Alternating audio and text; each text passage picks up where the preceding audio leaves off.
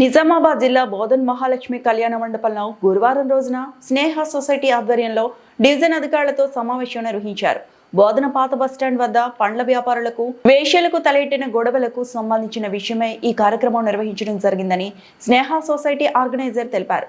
పండ్ల వ్యాపారం చేస్తూ జీవనం కొనసాగిస్తున్న మాకు ఆటంకం కలిగిస్తున్నారని, వీటిలను ఆకర్షించే విషయమై తమ పండ్ల బండ్ల వద్ద ఇబ్బంది కలిగిస్తున్నారని తమ గోడు వెళ్లబోసుకున్నారు. ఈ కార్యక్రమంలో పాల్గొన్న పట్టణ సీఐ వెంకటనారాయణ, మున్సిపల్ కమిషనర్ ఎస్ఐలు పాల్గొని పలు సూచనలు చేశారు. వ్యభిచార వృత్తి మానుకొని ఏవైనా చిన్న వ్యాపారాలు చేసుకుని సంఘంలో మర్యాదగా బతకాలని, అవసరమైన సహాయ సహకారం అందిస్తామని అధికారులు భరోసా ఇచ్చారు. ఈ కార్యక్రమంలో స్నేహ సొసైటీ సభ్యులు, పండ్ల వ్యాపారాలు తదితరులు పాల్గొన్నారు. కొన్నిసార్లు ఎప్పుడంటే ముఖ్యంగా ఈ భవానీ దీక్ష తీసుకున్న స్వాములు వచ్చినప్పుడు కానీ, హనుమాన్ దీక్ష తీసుకున్న స్వాములు వచ్చినప్పుడు కానీ వాళ్ళు చాలా నిష్ఠతో ఉంటారు. సో వాళ్ళు ఏమంటారంటే, వీళ్ళు స్వాములు వచ్చినప్పుడు మా దగ్గర వీళ్ళుంటే మరి వాళ్ళు ఇబ్బంది పడుతున్నారు అనేది వాళ్ళు వ్యక్తీకరిస్తున్న ఇది ఏంటంటే ఆబ్జెక్షన్, వాళ్ళు ఆబ్జెక్షన్ చేస్తున్నారు. సో మనం కూడా చూసుకోవాలి, మనం కూడా చూద్దాం, మా కూర్చొని ఆలోచిద్దాం మళ్ళీ ఒకసారి. సో ఒకటి అందుకనే కమిషనర్ గారు ఉన్నారు, దాన్ని డిజాల్వ్ చేద్దాం. అంటే ఇప్పుడు ఒక ఓవర్ నైట్లో లేకపోతే ఒక అడ్వకసీ మీటింగ్తో అవుతుందని అనుకోవటం లేదు. సో వాళ్ళు చెప్తున్న అంశం ఏంటంటే, ఎక్కడైనా వేరే ప్రదేశం ఇస్తే మరి అక్కడ వీళ్ళని షిఫ్ట్ చేసుకోవడానికి అవకాశం ఉంటుందా అనేది. సో మాకు వచ్చిన మేము నిర్ణయాలు తీసుకోవడానికి కాదు, గవర్నమెంట్ మాకు ఎక్కడెక్కడ హాట్స్పాట్స్ ఉంటాయి, ఈ హాట్స్పాట్లో మీరు పని చేయమంటే మేము పని చేస్తాం. ఏంటంటే ఇప్పుడు మాకు టీసాక్స్ వాళ్ళు చెప్పినట్టు స్టేట్ కంట్రోల్ సొసైటీ వాళ్ళు బోధన్ బస్ స్టాండ్లో జనసముద్రం ఉంటుంది, అక్కడ ఒక హాట్స్పాట్, తర్వాత గాంధీ పార్క్ దగ్గర ఒక హాట్స్పాట్, కొత్త బస్ స్టాండ్ ఒక హాట్స్పాట్. సో ఇట్లా కొన్ని హాట్స్పాట్స్ వాళ్ళు చెప్పినారు. ఆ హాట్స్పాట్లో ప్రస్తుతానికి మనం పనిచేస్తున్నాం. సో మా పై అధికారుల దృష్టికి కూడా ఈ అంశాలు తీసుకోబోతాము.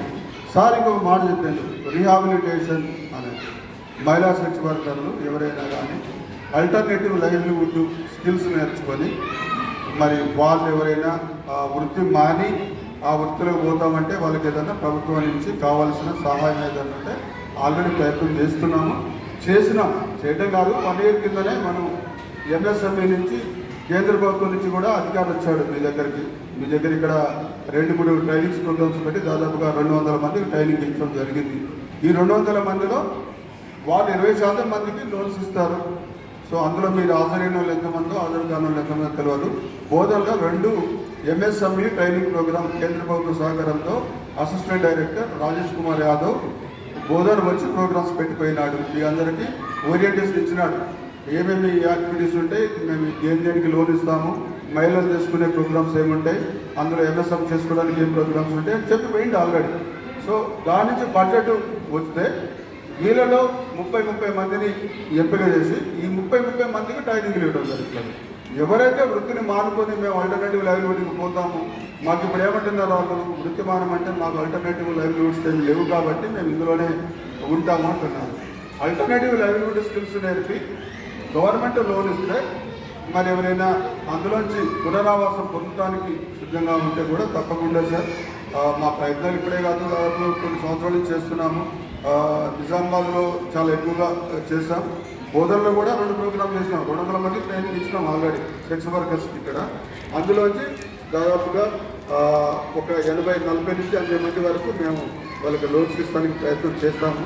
సో వాళ్ళు రిహాబిలిటేషన్ అవుతారు. ఎవరైతే రిహాబిలిటేషన్ అయిన వాళ్ళు మళ్ళీ ఈ వృత్తులకి రాకుండా కూడా ప్రయత్నం చేస్తాము. ప్రభుత్వం ప్రయత్నం చేస్తుంది, మేము ప్రయత్నం చేస్తున్నాము. వీళ్ళని ఎవరైతే రిహాబిలిటేషన్ కావాలనుకుంటున్నారో వాళ్ళందరినీ కూడా రిహాబిలిటేషన్ చేస్తున్నాము. సో ఇంకా కూడా ప్రయత్నం చేస్తాము. సో ఒకటి ఏంటంటే అమికేబుల్గా అందరికీ ఆమోదయోగ్యంగా మీరు ఉండటం, మీ ప్రవర్తన మార్చుకోవటం, వీళ్ళు కూడా కొంత వాళ్ళు చెప్పే దాంట్లో కూడా కొంత అర్థం ఉన్నా. సో కొట్టడం అనేది ఆయన కొట్టలేదు, సీసీ కెమెరా చూడండి అంటున్నాడు. సో చూద్దాం, సీసీ కెమెరాస్లో డేట్ కుట్టినట్టు తప్పకుండా చూద్దాం అని చెప్పడమే కాదు, చూద్దాం కూడా సీసీ కెమెరాస్లో కూడా చూస్తానికి అవకాశం ఉంటే చూద్దాం.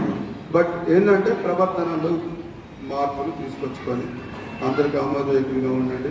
కాలేజీల ముందు నిలబడకండి తప్పకుండా, ఎందుకంటే అందరూ కూడా చిన్నపిల్లలు వాళ్ళు ఉంటారు కాబట్టి మరి వాళ్ళు కూడా ఒక అంటే ఎవరో చెప్పుంటారు, ఎవరో చెప్పకపోతే ఆ ఇష్యూ బయటకు ఎందుకు వస్తుంది?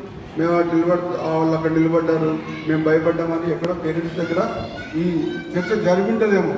విశ్వవిద్యాలయ దగ్గర జరుగుతుందట, మనం చూసుకోండి మీరు కూడా. సో ఎవరికి ఇబ్బంది పడకుండా, మీరు ఇబ్బంది పడకుండా సో అన్కేబుల్గా మీరందరూ కూడా సహకరించండి. సో బస్ స్టాండ్లో ఉండాలన్నా నిలబడాలన్నా వద్దా అనేది ఇప్పుడు మున్సిపల్ కమిషనర్ గారు చెప్తారు. ఎందుకంటే అది మున్సిపల్ ప్రాపర్టీ అని తెలుసుకున్నాను నేను. అది ఆర్టీసీ ప్రాపర్టీ. నేను డిఎం గారి దగ్గరికి వెళ్ళాను, డిపో మేనేజర్ గారి దగ్గరికి వెళ్తే అది మాది కాదు సార్, అది మున్సిపల్ కమిషనర్ గారు అని చెప్పినారు. సో మున్సిపల్ కమిషనర్ గారు కూడా మన మధ్యలో ఉన్నారు. సో వారిని మాట్లాడవలసిన అయితే మేము కంపల్సరీ రావాల్సిందే, మా వాళ్ళు రావాల్సిందే, అక్కడ మిమ్మల్ని అక్కడి నుంచి వెళ్ళండమ్మా అని చెప్పాల్సిందే. ఫ్రూట్ వార్డర్లు కూడా వాళ్ళు ఎప్పుడు పాపం ఇంతవరకు కూడా నేను వచ్చిన 1 year అవుతుంది కాబట్టి ఎప్పుడు కూడా వాళ్ళు కంప్లైంట్ ఇవ్వలేదు మీ మీద. కాకపోతే అక్కడ దగ్గరకు వస్తే వాళ్ళు మిమ్మల్ని అక్కడి నుంచి అక్కడికి పక్కకి వెళ్ళని చెప్తారు తప్ప వాళ్ళు ఇంతవరకు నాకు ఎప్పుడు కూడా కంప్లైంట్ ఇవ్వలేదు. మాకు పోలీస్ స్టేషన్కి వచ్చి కూడా వాళ్ళు చెప్తున్నారు కదా, ఎప్పుడు కూడా కంప్లైంట్ ఇవ్వలేదు. మొన్న ఏదో ఇష్యూ అయినట్టుంది కానీ దానికి సంబంధించి ఆయన వచ్చిండు, మీ పేరు కుమార్ వచ్చిండు. కుమార్ వచ్చి చెప్తే కూడా వీళ్ళకి కూడా చెప్పినాం, ఇక వాళ్ళది ఏం చేయలేము, వాళ్ళది కొద్దిగా సెక్స్ వర్కర్లు కాబట్టి వాళ్ళని కొద్దిగా చూసి చూడనట్టు వదిలేయండి అని చెప్పినాం. కానీ మీరు చాలా రిస్క్ స్టేజ్లో ఉన్నారు, మీరు చాలా ప్రికాషన్ తీసుకోవాలా. మా ఉద్దేశం ఏంటంటే ఈ స్నేహ సొసైటీ వాళ్ళ ఉద్దేశం, మా యొక్క అభిప్రాయం ఏంటంటే ఈ వృత్తి కాకుండా వేరే ఏదైనా మంచిగా ఏదైనా కొవ్వొత్తుల తయారీ ఏదైనా సంస్థలో కొద్దిగా అల్లకి వెళ్ళి మీరు కొద్దిగా స్వతహాగా ఏదైనా చేసుకోవడం బెటరు. ఈ రిస్క్ ఉన్న దాంట్లోకి చేయవద్దని చెప్పేసి మా యొక్క సలహా. అదేవిధంగా ఈ సబ్జెక్ట్ నాకు కొత్తగా ఉంది, నేను ఎక్కడ ఇలాంటి సబ్జెక్ట్ చూడలేదు. వాస్తవంగా సమాజంలో పని చేయాలంటే ప్రతి మనిషికి ఒక లిమిట్ ఉంటుంది, మనం లిమిట్లో పని చేసుకోవాలి. వృత్తి అనేది చాలా ఇంపార్టెంట్, పని అనేది చాలా ఇంపార్టెంట్. మనం ఏం పని చేస్తున్నాం, మన వల్ల వేరే వాళ్ళు డిస్టర్బెన్స్ కాకూడదు, అలా నా ఉద్దేశం. మరియు నేను ఒకరోజు ఆఫీస్లో కూర్చున్నప్పుడు మన సొసైటీ మిత్రుడు మన నాదర్ వచ్చారు, ఆయన పేరేంటిదో నాకు తెలియదు, కుమార్ గారు నాకు వచ్చారు. సార్ నేను అనుకోకుండా నేను ఇది మనము అవగాహన సదస్సు నిర్వహిస్తున్నాను సార్, నాకు కొందరు కొట్టారని అన్నారు. అయితే నాకు ఈ సబ్జెక్ట్ తెలియదు, నేను కూడా ప్రత్యేకంగా నేను చేయగలిగి చెప్తా కూడా అన్నాను.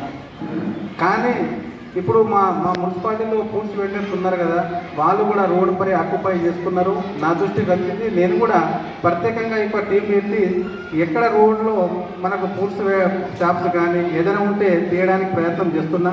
ఆల్రెడీ ఆర్డర్ కూడా ఇష్యూ చేసేసాను. మరియు మీరు కూడా మీ లిమిట్లో మీరు పనిచేసుకోండి.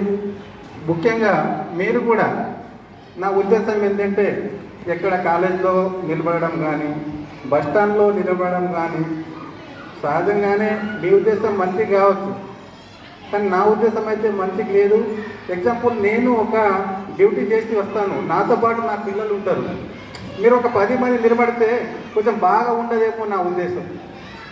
మీ వృత్తి కూడా మీరు మా మున్సిపాలిటీ నుంచి మీకు ఏదైనా వృత్తి కావాలంటే నేను మేఘబాధారం మాట్లాడతాను. చిన్న వృత్తి ఏదైనా చేసుకోండి, టీ షాప్స్ కానీ మేఘమాల్లో ఉన్నటువంటి డెవలప్మెంట్స్ ఏదైనా ఉంటే కూడా మీరు చేసుకోండి. మీ వృత్తి మన సిఐ గారు చెప్పినట్టు మంచి వృత్తి నేర్చుకోండి. మంచి వృత్తి నేర్చుకుంటే మన పిల్లలకు కూడా ఉపయోగపడుతుంది, సమాజంలో మనం మంచి పేరు ఉంటుంది. నా తరఫున ఇదే నా విన్నపం. Thank you sir. మరిన్ని అప్డేట్స్ కోసం మా ఛానల్ని సబ్స్క్రైబ్ చేయండి.